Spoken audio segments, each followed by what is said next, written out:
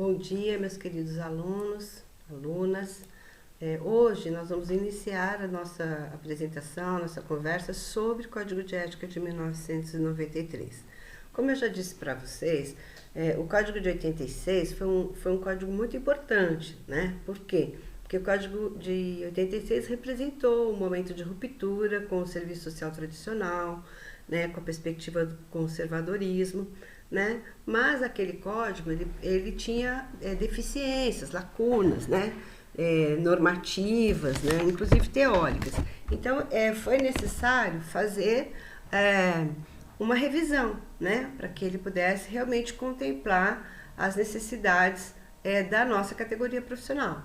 Então, por conta disso, foi feito um processo de revisão, e esse processo de revisão ele foi um processo que foi, digamos, carreado, articulado, desencadeado pelas nossas entidades nacionais. Então, o Conjunto Cefes-Cres, a ABEPS, né, e a ENESP, que é a Executiva Nacional dos Estudantes. Então, a gente teve essas três entidades nacionais articulando essa conversa, esse debate sobre a ética do serviço social em todo o território nacional, em todas as regiões do Brasil, né?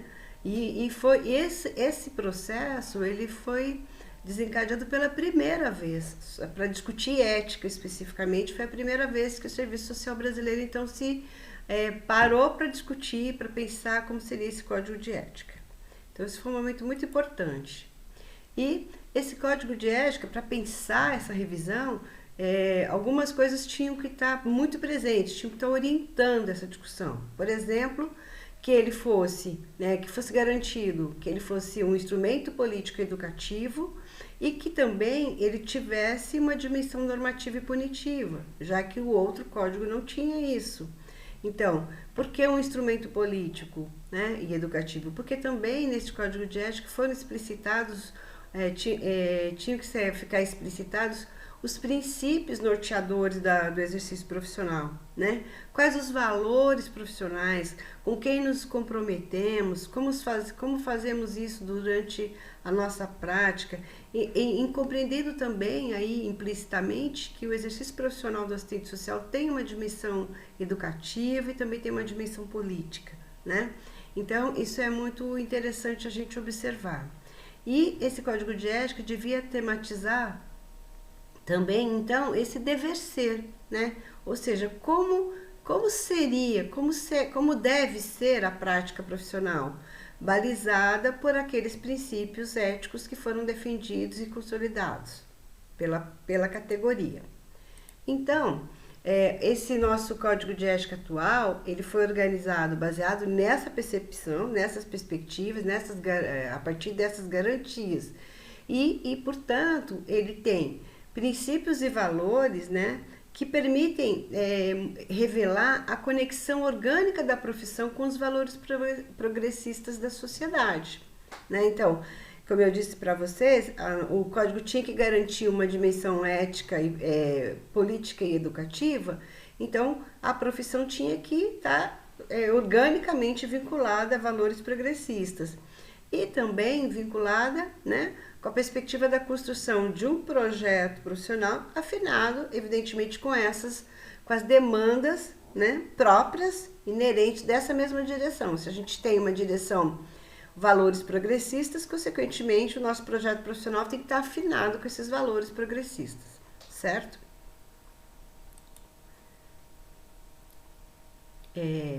Então, no Código de Ética de 1993, está presente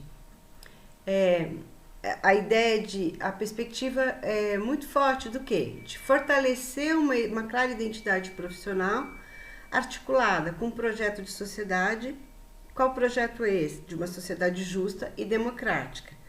E traduzir também as diversas situações inerentes ao processo de trabalho do assistente social, de forma a abranger vários dilemas éticos. Então, por exemplo, como que o assistente social deve se portar, agir em relação ao usuário?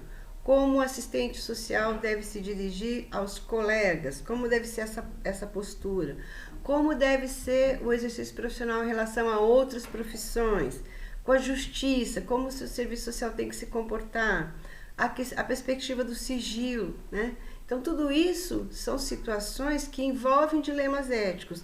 Então, esse código, ele busca contemplar todas essas dimensões, né? E, portanto, ele também prevê direitos e deveres dos assistentes sociais, né?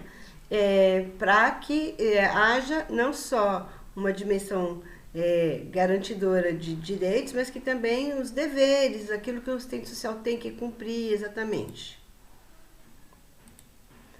O Código de Ética, então, ele, de certa forma, buscou garantir o sentido autêntico da ética. Por quê? Porque ele buscou articular e regular os componentes técnicos e políticos do fazer profissional. E resgatar isso, né? Articular os componentes técnicos e políticos do fazer profissional, porque na prática profissional, no exercício profissional, emergem contradições que são resultantes do conflito entre o individual e o coletivo, como a gente já conversou sobre a questão da ética, né? E da moral. A gente sempre está nessa articulação dos valores individuais e dos valores coletivos, né? Então, o Código de Ética, ele tenta abarcar esse sentido autêntico mesmo da ética, a partir dessa relação mesmo do individual e do coletivo. E outra coisa também que o Código de Ética atual contempla são as tensões existentes no exercício profissional. Lógico, né? O exercício profissional do assistente social, né? Ele é cheio de tensões, de conflitos, e que essas tensões exigem posicionamentos, escolhas profissionais entre diferentes alternativas. Então, sempre nós vamos nos deparar profissionalmente com alternativas de escolha. Qual é o melhor caminho? Do que lado que eu vou? Que tipo de ação eu vou fazer? Considerando quais valores, né? Então, isso sempre vai estar presente no exercício profissional. E, portanto, sempre está presente a necessidade de nós conciliarmos a autonomia profissional com o dever. Ou seja, a necessidade de aliar a vontade do eu, iluminada pela ética profissional, como intencionalidade de associação, de coletivismo, de compromisso inclusive com o saber teórico, prático, crítico. Então, sempre nós vamos estar, digamos, pressionados também, né, por essas escolhas que nós temos que fazer e também tanto pela perspectiva da autonomia como a perspectiva do dever profissional, do dever ético, das intencionalidades profissionais, das relações que a gente estabelece com o coletivo, né, dos compromissos que nós firmamos, inclusive com o saber teórico, prático, crítico. Na verdade, esse código, como eu disse para vocês, ele abarca dimensões educativas, políticas e também normativas, né? E ele tem como referência ético-política os princípios, um conjunto de princípios, né, que explicitam valores fundamentais, que perpassam, né, enquanto motivação e exigência ético-política, todo o Código de Ética. Então, todo o Código de Ética está, digamos, fundamentado por aqueles princípios que estão estabelecidos lá. São 11 princípios, os quais dão fundamento também para o nosso projeto profissional. E, então, ele tem essas dimensões ético-políticas, essas referências, que são os princípios, e ele também tem uma dimensão normativa, né? Ele estabelece regras jurídico-legais, as quais nós, assistentes sociais, temos que seguir. Então, nessa direção, os artigos são dotados de capacidade de orientar as melhores escolhas dos profissionais, de detectar e combater as infrações éticas, né, provocadas pelos profissionais, As infrações éticas são passíveis de denúncia, tanto por parte dos usuários como por parte dos próprios assistentes sociais. Essas denúncias, essas infrações éticas, elas podem se transformar em processos éticos conduzidos pelos Conselhos Regionais de Serviço Social. Nós vamos parar por aqui e daqui a pouco voltaremos com novas explicações.